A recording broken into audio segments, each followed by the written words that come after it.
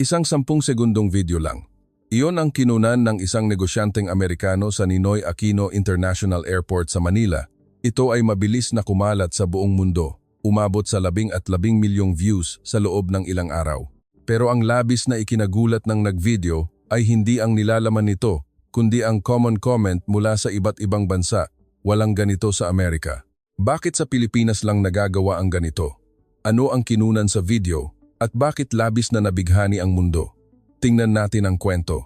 Si Marcos Wilson, 45, ay isang senior partner sa isang nangungunang consulting firm na nakabase sa Los Angeles, na may taunang kita na higit sa 5 milyong piso. Para sa kanya na laging naglalakbay sa buong mundo. Ang paliparan ay parang pangalawa niyang opisina. Ang pinakamahusay na airport? Siyempre, ang LAX. Ito ang kanyang hindi natitinag na paniniwala. Ang totoo, ang LAX ay isang global aviation hub na may 85 milyong pasahero taon-taon. Ipinagmamalaki ni Marcos ang infrastruktura na itinayo ng industriya ng abyasyon ng Amerika. Ang mga paliparan sa Pilipinas ay sigurado akong pareho lang ng sa Vietnam o Malaysia, sinabi niya sa mga kasamahan. Ang GDP ng Amerika ay halos 20 beses na mas malaki kaysa sa Pilipinas. Ang numerong iyon na ang nagsasabi ng lahat. Ito ang matibay na paniniwala ni Marcos. Ngunit ang tunay na pinagmulan ng kanyang paghamak ay nag-ugat sa isang kahihiyang naranasan niya sa isang paliparan sa Timog Silangang Asya noong nakaraang taon. Ang kanyang luggage ay basta na lamang ibinato ng isang kawani, kaya kumalat ang mahahalagang dokumento sa loob. Nang siya ay magreklamo, nagkibit balikat lamang ang kawani. Ganyan lang talaga ang mga airport sa Asya, lalo nitong pinatibay ang kanyang prejudice. Habang lumalapag ang eroplano sa NAIA, napangiti ng lihim si Marcos. Sa business trip na ito, ipapakita ko sa mga Pilipino ang tunay na kapangyarihan ng Amerika. Ang proyektong kanyang isinasagawa ay isang malaking merger and acquisition deal sa isang kumpanyang Pilipino. Ang pagdadala ng efficiency-focused na American business model sa Pilipinas, isa itong perpektong gawain, aniya. Ang mga Pilipino ay masyadong nakatuon sa maliliit na bagay, kaya nakakaligtaan nila ang talagang mahalaga. Ito ang kanyang pananaw sa mga Pilipino. Sa Global Economic Forum's Competitiveness Ranking, ang Amerika ay nasa ika-2, habang ang Pilipinas ay nasa ika-29. Lubos na naniniwala si Marcos na ito ang katotohanan. Kahit nang ipaliwanag ng flight attendant ang tungkol sa kulturang Pilipino, nanatiling malamig ang kanyang ekspresyon. Ang pagiging magalang at mapagkumbaba ay walang silbi sa negosyo. Ang resulta lang ang mahalaga. Habang papalapit ang eroplano sa paglapag, lumaki ang pakiramdam ng pagiging nakatataas sa puso ni Marcos. Inisip niya ang mga negosyanteng Pilipino na malapit nang yumukod sa harap ng kapangyarihan ng Amerika, ngunit hindi niya alam na ang katotohanan na kanyang kakaharapin ay tuluyang magpapabago sa kanyang pananaw sa mundo. Sa sandaling lumapag ang eroplano sa NAIA, magsisimula na ang life-changing na karanasan ni Marcos. Pag-apak pa lang sa terminal ng NAIA, may kaunting hindi pangkaraniwang napansin si Marcos. Ang sahig ay sobrang linis at kumikinang. Siguro bago lang bukas, naisip niya. Habang papunta sa immigration, hindi niya namalayan na sinulyapan niya ang kanyang relo. Kung sa LAX ito, tiyak na mahaba ang pila. Ngunit ang immigration sa NAIA ay kakatuwang mabilis. Malamang kaunti lang ang pasahero, naghinuha si Marcos. Ngunit nang makarating siya sa baggage carousel, nagkaroon ng unang lamat ang kanyang matibay na paniniwala. Nang inilapag ng mga kawani ang mga bagahe mula sa carousel, maingat nilang inayos ang bawat isa. Anong ginagawa nila? Isa itong tanawing hindi makikita sa Amerika. Sa US, basta na lang inilalagay ng mga kawani ang bagahe sa carousel nang hindi alintana ang direksyon o posisyon. Ngunit ang mga kawani sa NAIA, tinutumbok ang hawakan ng bagahe sa iisang direksyon para madaling kunin ng mga pasahero. Walang efficiency, sayang sa oras, napakunot noo si Marcos. Sa kanyang value system, hindi maintindihan ang ganitong aksyon. Ang pundasyon ng American business ay time efficiency. Bawat minuto, bawat segundo ay direktang nakakaapekto sa kita. Ngunit may mas malaking kalituhan pa ang naghihintay sa kanya. Habang papunta sa labasan, naligaw si Marcos. Ang mga karatula sa NAIA ay multilingual, ngunit para sa kanya na sanay sa malalaki at simpleng American signs, ang detalyadong pag-iingat ng mga Pilipino ay nakakalito. "Excuse me, where is the taxi stand?" Tanong niya sa isang kawani ng paliparan sa Ingles. Kahit hindi sanay sa Ingles ang Kawani, sinikap niyang ipaliwanag ng husto, ngunit mas nagulat si Marcos sa ginawa ng Kawani. Nang makita na hindi sapat ang paliwanag, nagsimula itong samahan siya patungo mismo sa taxi stand. "Huwag na po kayong mag-abala," nahiya si Marcos. Sa Amerika, hinding-hindi gagabay ng personal ang kawani ng paliparan sa isang pasahero. Ang trabaho ng kawani ay sundin lamang ang assigned duties. Anumang serbisyong lampas doon ay itinuturing na optional at may bayad. Ngunit ngumiti ang kawani sa naiya at sumagot, "Ang pagbigay po ng ginhawa sa customer ay tungkulin namin, sir." May isang hindi maipaliwanag na pakiramdam ang lumitaw sa puso ni Marcos. Ang kawaning ito ay walang matatanggap na kapalit. Bakit siya nag-abala ng ganito para sa amin? Isa itong aksyon na hindi maipaliwanag ng American rationalism. Pagdating sa taxi stand, magalang na nagpaalam ang kawani at umalis. Naiwan si Marcos na mag-isa. Ano itong pakiramdam na ito? Sa puso niya ay may pagkalito at init, ngunit ipinagsawalang bahala niya iyon. Hindi ito ang oras para maging sentimental. Sa mundo ng negosyo, ang efficiency ang tama, sabi ni Marcos sa sarili habang sumasakay sa taxi. Sinubukan niyang patunayan ang kanyang impresyon sa Pilipinas sa pamamagitan ng pakikipag-usap sa driver. "Mabait ba lagi ang mga kawani sa airport na ito?" tanong niya. Sumagot ang driver na parang normal lang. "Ay opo, normal lang po iyan. Hindi ba't natural lang na unahin ang customer?" Lalo pang nadagdagan ang pagkalito ni Marcos.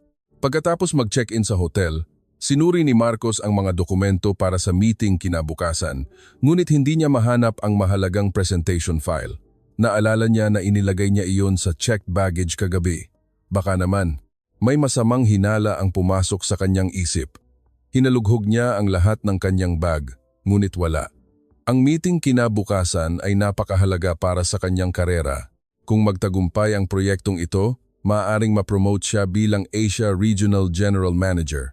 Ngunit kung walang mahahalagang dokumento, mawawalan ng pag-asa ang meeting. Nakakainis. Pareho lang ng ibang Asian airport. Galit na nanginig si Marcos. Ang bangungot na naranasan niya sa Asia ay bumalik. Nawawalang bagahe, walang pananagutan na kawani at sa huli, pagtanggap sa kapalaran. Naniniwala siyang magkakapareho lang ang lahat ng airport sa Asia. Kinabukasan, tumawag siya sa Lost and Found ng NAIA. "Nawawala po ang file ng mahahalagang dokumento. Dumating ako kagabi." Magalang na nakinig ang kawani at sumagot na agad itong sisiyasatin. "Mga 30 minuto po," aniya. Halos sumuko na si Marcos. Sa Amerika, matagal ang inquiry sa bagahe, mas lalo na sa Pilipinas, tiyak na mas matagal, ngunit mali siya. Tumunog ang telepono pagkatapos ng 20 minuto. "Nahanap na po namin ang file na hinahanap nyo."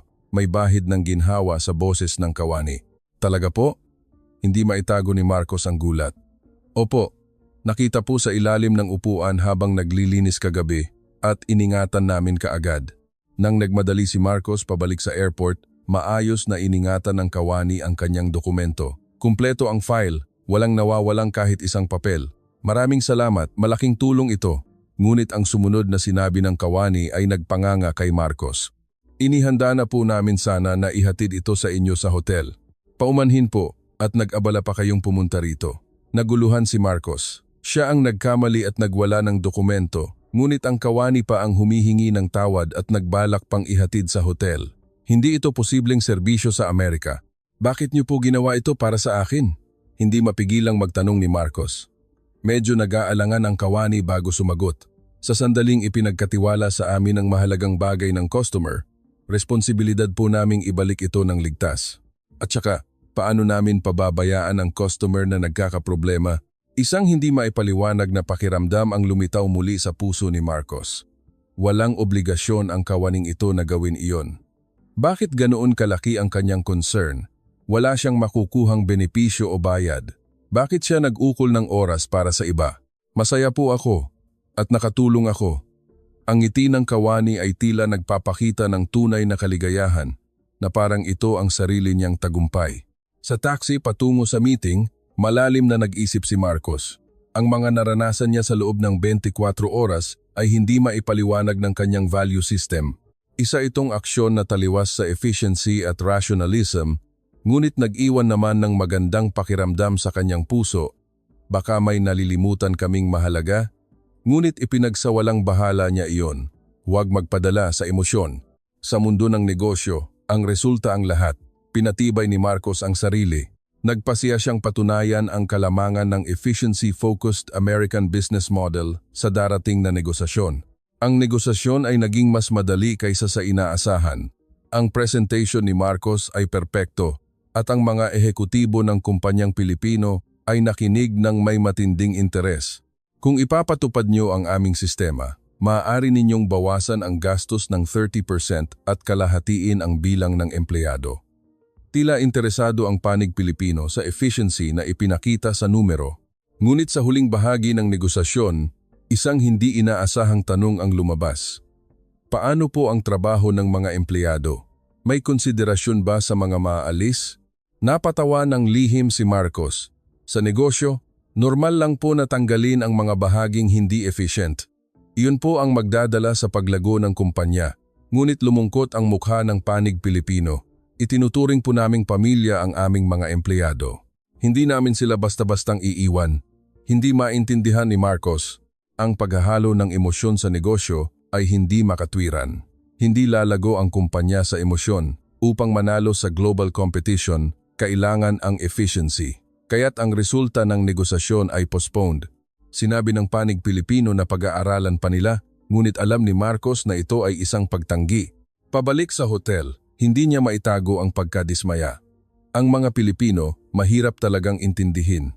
Hindi pa sila umaabot sa global standard. Ngunit ang sumunod na araw ay lalo siyang ginulo. Sa lobby ng hotel, nagkita sila ni Marcos at ng isang batang kawani ng kumpanyang Pilipino na katatapos lang nilang makipagnegosasyon. Magandang araw po Mr. Wilson, magalang na bati ng kawani.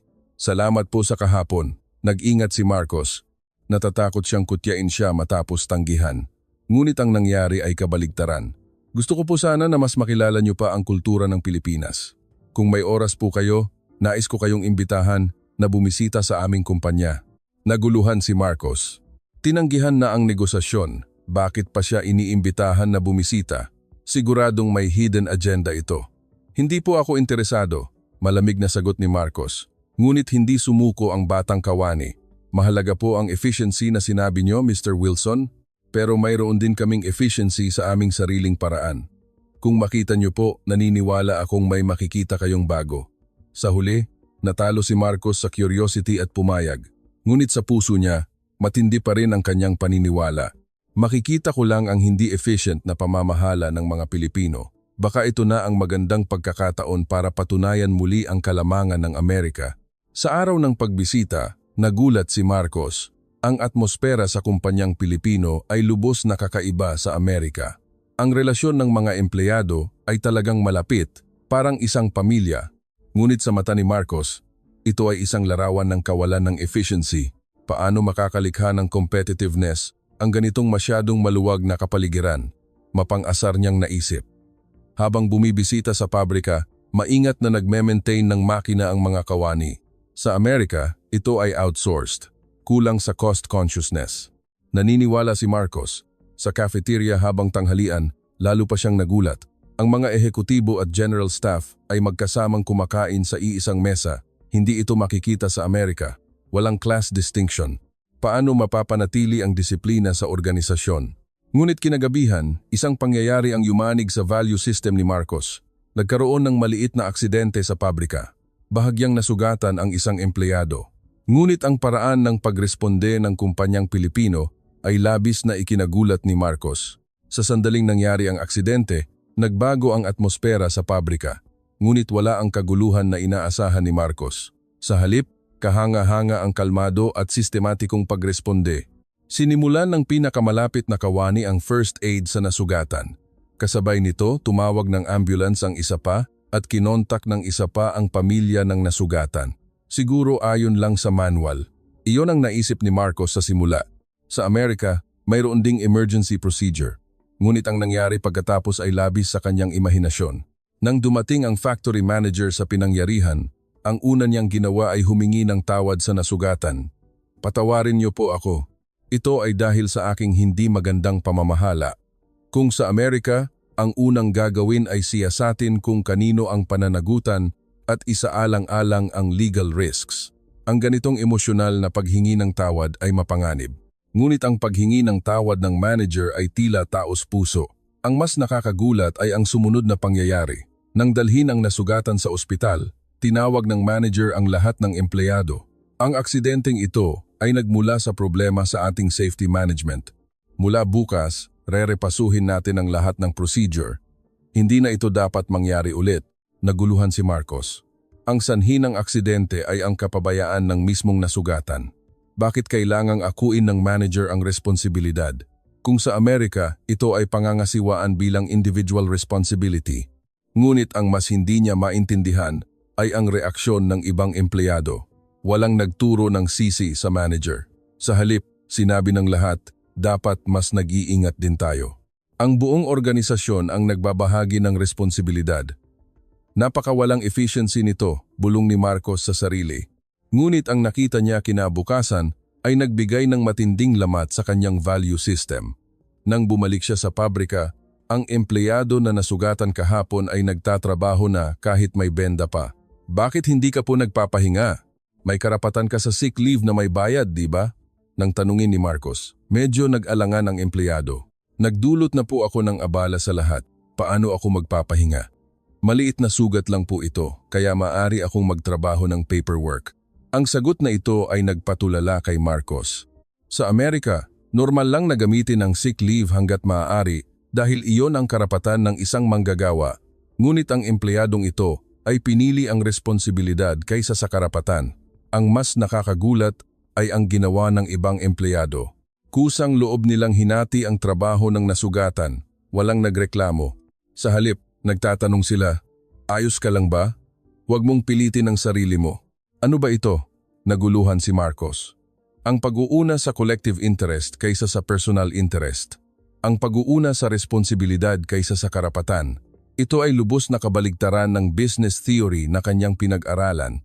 Habang nagpapahinga, tinanong niya ang batang kawani na gumabay sa kanya. Bakit ganoon na lang ang pag-iisip ng lahat sa kumpanya? Hindi ba't maaari silang mag-isip ng mas personal? Nag-isip sandali ang batang kawani bago sumagot. Ang kumpanya po ang bumubuhay sa amin, kaya normal lang po na suportahan namin ang kumpanya. Sa huli, ang pagtutulungan ang magpapasaya sa lahat. Hindi pa rin lubos na naintindihan ni Marcos, ngunit nang makita niya ang performance data ng kumpanya, lalo siyang naguluhan. Kung ikukumpara sa efficiency-focused American company, hindi sila nahuhuli sa output. Sa katunayan, ang employee retention rate ay kahanga-hangang mataas at ang kalidad ay mas mahusay. Siguro nagkataon lang, siguro maganda lang ang takbo nila ngayon, sabi ni Marcos sa sarili. Ngunit sa kaibuturan ng kanyang puso, may ibang damdamin na nagsimulang umusbong. Baka ang efficiency na pinaniniwalaan ko ay mababaw lang? Baka ang tunay na efficiency ay mas malalim? Tahimik na nag-ugat ang tanong na iyon sa kanyang isip. Sa araw ng kanyang pag-alis, si Marcos ay nasa naiya na may halong damdamin. Ang isang linggong pamamalagi niya ay yumanig ng husto sa kanyang prejudice sa Pilipinas. Ngunit hindi pa rin niya lubos na matanggap. Ang American business pa rin ang global standard. Ang Pilipinas ay isang special case lang, sabi niya sa sarili habang naglalakad patungo sa check-in counter. Ngunit isang hindi inaasahang problema ang lumitaw. Nagkaaberya ang sistema at hindi ma-validate ang booking ni Marcos paumanhin po sa abala. Inaayos pa po ang sistema, magalang na yumukod ang kawani sa counter. Nagsimulang mairita si Marcos. Madalas din itong nangyayari sa Amerika, ngunit karaniwang nagtatapos sa sistema po ang may problema. Ngunit iba ang pagresponde ng naiya. Lubos po kaming humihingi ng paumanhin sa abala na dulot ng aming sistema. Tatawagin ko po ang manager para asikasuhin kayo kaagad. Pagkaraan ng ilang minuto, ang ginawa ng manager na dumating ay nagpamangha kay Marcos. Siya ay isang babae, nasa kalagitnaan ng edad, nakasuot ng uniforme. Ako po si Ate Maria. Taos-puso po akong humihingi ng paumanhin sa abala na dulot ng aming sistema. Magalang na yumukod si Ate Maria. Sa Amerika, hinding-hindi personal na hihingi ng tawad ang isang manager na ganyan.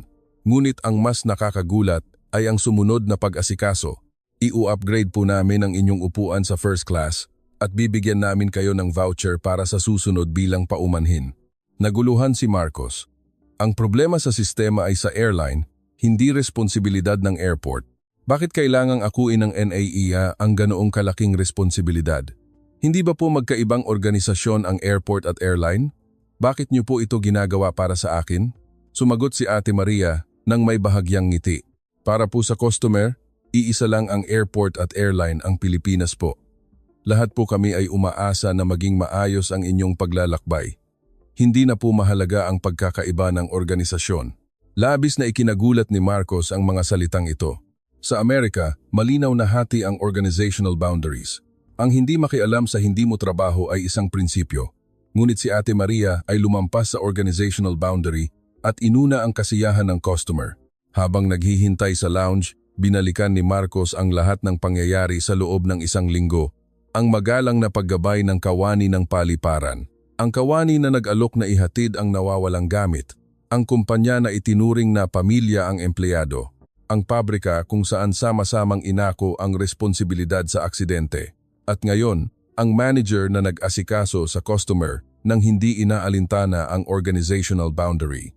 Ang iisang bagay na pareho sa lahat ay ang puso na nag-iisip sa kapakanan ng iba. Kahit na tila taliwas ito sa efficiency at rationalism, nagbigay naman ito ng pinakamahusay na resulta. Baka ito ang tunay na lakas ng Pilipinas? Malapit na ang oras ng pagsakay. At hindi na napigilan ni Marcos na kunin ang kanyang smartphone. Gusto niyang i-video ang serbisyo ni Ate Maria kanina. Ngunit ang dahilan ng pag-video ay lubos na iba sa una niyang intensyon. Noong una, balak niyang kutyain ang tila labis na serbisyo ng Pilipinas. Ngayon, gusto niyang ipakilala ang kahanga-hangang serbisyong ito sa mundo. Nang humingi siya ng pahintulot kay Ate Maria na mag-video, medyo nahiya ito. Ginawa ko lang po ang normal. Pero kung makakatulong, sige po. Ang video na kinunan ay 10 segundo lang, isang larawan ni Ate Maria na maingat na inaayos ang bagahe at nagpapaalam sa customer ng nakangiti. Isang ordinaryong tanawin. Ngunit alam ni Marcos na ang ordinaryong tanawing ito ang nagpapakita ng tunay na lakas ng Pilipinas. Habang sumasakay sa eroplano, bumulong siya sa sarili. Nagkamali talaga ako. Nalimutan ko ang pinakamahalagang bagay at nagpasiya siyang ipalabas ang video na ito sa buong mundo. Pagbalik sa Los Angeles, agad na ipinost ni Marcos ang video sa social media na may caption, "Totoo ba ito?" Isang 10 segundong video na kinunan sa NAIA. Inilagay niya ang kanyang tunay na damdamin sa comment. "Lubos akong nagkamali sa pagkakakilala ko sa Pilipinas." Walang ginawang espesyal ang kawani sa video na ito. Nag-isip lang sila sa kapakanan ng customer ng taos puso. Ngunit na-realize ko na ito ang tunay na lakas ng Pilipinas. Mabilis na kumalat ang video. Umabot sa 1,000,000 views sa isang araw at 2,000,000 views sa loob ng isang linggo. Ang mga comment na nagbuhos mula sa iba't ibang bansa ay lumampas sa inaasahan ni Marcos. Hindi ito makikita sa mga airport sa Amerika, sigurado. Ito siguro ang serbisyo ng Pilipinas. Hindi lang serbisyo sa labas, kundi nadarama ang tunay na pagmamalasakit. Bakit sa Pilipinas lang nagagawa ang ganito? Ang pinakanakakagulat ay ang mga comment mula sa mga kawani ng paliparan sa iba't ibang bansa. Gusto rin naming gayahin iyan. Nakalimutan naming maging caring sa customer. Mula bukas, magbabago kami ng pag-iisip. Labis na humanga si Marcos. Ang kanyang karanasan ay nagdudulot ng epekto sa mga tao sa buong mundo. Ngunit ang pinakamalaking pagbabago ay nangyari kay Marcos mismo. Ang kanyang business negotiation style ay nagbago ng husto. Hindi na lang siya nakatuon sa efficiency tulad ng dati, kundi nagsimula na siyang mag-isip mula sa pananaw ng kabilang panig. Mahalaga ang cost reduction, ngunit mahalaga rin po ang trabaho ng lahat ng empleyado. Subukan po nating maghanap ng paraan para maisakatuparan ang dalawang ito ng sabay. Ang ganitong pamamaraan ay kinuwestiyon ng mga kasamahan niya sa simula. Anong nakita mo sa Pilipinas? Hindi ka na ikaw, ngunit ang resulta ay lumampas sa inaasahan. Ang mga proposal na isinasaalang-alang ang pananaw ng kabilang panig ay mas tinanggap ng iba't ibang kumpanya.